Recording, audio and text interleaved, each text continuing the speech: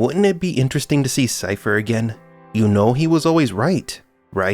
Waking up to the real world is a traumatic experience for the humans, realizing that everything one has experienced is a lie, and that now they must join a war to save humanity can drive anyone mad. Cypher's tale is one of the many tragic stories of potential heroes becoming villains. But when you analyze what happened to him, you come to understand that time proved Cypher right. Is there a chance this character will return in Matrix 5 or beyond? Welcome to Matrix Explained.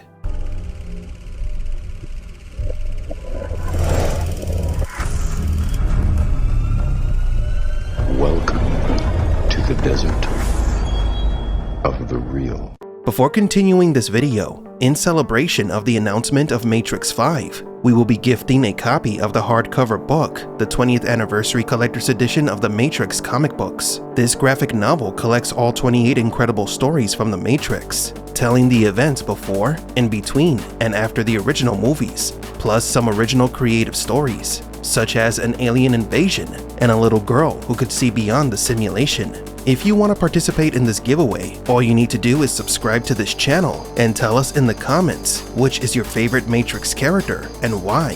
The winner will be chosen on July 1st. Good luck. Morpheus was last seen alive in Zion embracing Niobe, watching as the Sentinels retreated after Neo reached a peace agreement with the machines. Is this real? It's understandable why he found it hard to believe, since Neo had revealed to Morpheus that all of his beliefs were a lie. It was a lie, Morpheus. The prophecy was a lie. The one was never meant to end anything. This is perhaps the biggest piece of evidence that validates Cypher's warnings that he gave to Neo. Cypher suspected that Morpheus was a dangerous fanatic. He himself had fallen prey to this cult and its leader. Cypher had sought the answer to the question about his existence, just to later find himself trapped in a post-apocalyptic cult that forced him to eat slop and sent him to war, which he most likely did not want to be a part of. As we've mentioned before in many videos, the only reason Cypher put up with Morpheus and his group was because of Trinity. He was in love with her. Trinity is one of the most important elements that pushes forward the path of the One, and Cypher was caught in the middle of this plan. But think about this. If Cypher had not betrayed his group, the anomaly might have never been activated. So like Judas who betrayed Jesus, Cypher wasn't needed to fulfill an important part in the God of the Simulation's plan, the Architect's plan. We're all here to do what we're all here to do. Cypher was convinced that Morpheus would lead them to their deaths. You see an agent, you do what we do. Run. You run your ass off. Cypher lost his life at the hands of Tank, dashing his hopes of being reconnected to the Matrix. Even after his death, time ended up proving him right, as Morpheus in the future would come to distrust the Oracle, ignoring her warnings and leading Zion to its destruction. But as rumors of this new power spread, he ignored them. The death of Morpheus and the destruction of Zion showed that Cypher was right in trying to jump ship. Zion's end was inevitable, and Cypher did not want to burn with the city. If he had not betrayed Morpheus, the anomaly may have taken longer to activate, but eventually everything would have happened anyway. But maybe Cypher's story isn't over yet. Certain events in the world of the Matrix are expected or needed to be repeated, such as someone must lead the anomaly, another must love them, and another must betray them. The one must have a mentor, a lover, and a backstabber. Perhaps one could make the argument that Jude is the backstabber in Matrix Resurrections, with him being the closest thing to a friend Tom had, but we would disagree, even though Jude and Judas are almost the same name. Coincidence in the Matrix? What do you think? Therefore, it is possible that in the previous cycles, Cypher also existed, and that he was the cause of Neo dying and being resurrected as the One. How did we come to this conclusion? Well, it starts with the Architect looking for the perfect balance in the equation. For each new cycle of the Matrix, the Father is working to improve the Matrix code. The path of the One, the activation of the anomaly, was planned, supervised, and guided by the Architect. He would oversee every detail, every event.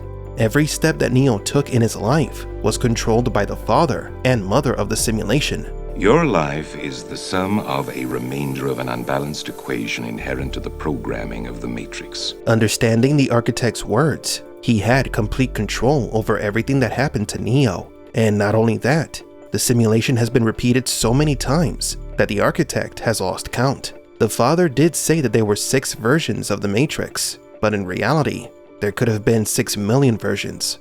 Then later, when the analyst took Neo's body, he tried to activate the anomaly, but no matter how hard he tried, he couldn't.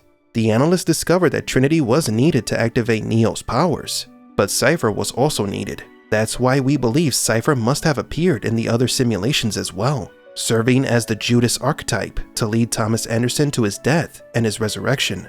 The humans in the Matrix are not completely human.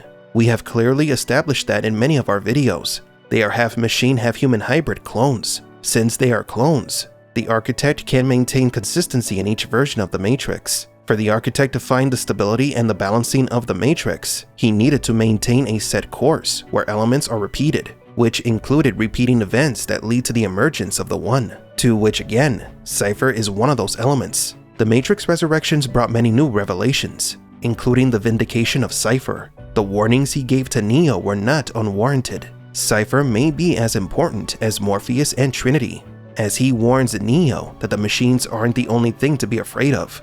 For our part, we don't know if Joe Pantoliano, the actor who played Cypher, has been asked before if he would be willing to return to the Matrix, but it would be interesting to see Cypher return, maybe as an AI program, with the real Cypher's memories and feelings intact, including his hatred for Neo and Trinity. I mean, the actor did return for Bad Boys Ride or Die, appearing as a near-death experience vision or spirit, since his character in the Bad Boys franchise, Captain Howard, died in the 3rd movie. The Matrix is a franchise where dead characters have literally come back to life. Of course, it doesn't technically have to be the Cypher that burned to a crisp in Matrix 1, but rather an AI reconstruction, or an alternate version of the character from another Matrix cycle. We still don't know if Matrix 5 will be a sequel, a prequel, a spin-off, or a reboot.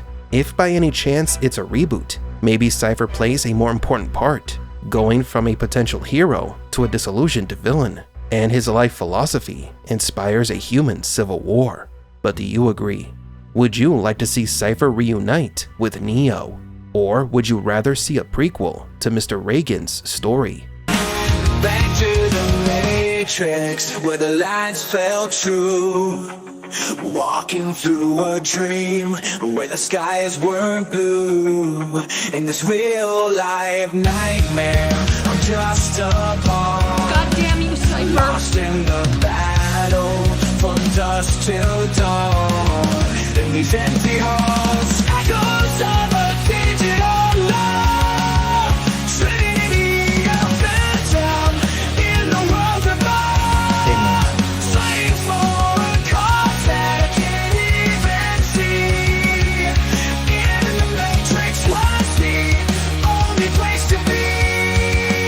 Bring me back to the Matrix, where I could feel where the scars were revealed, and the steel wasn't steel in the arms of a dream.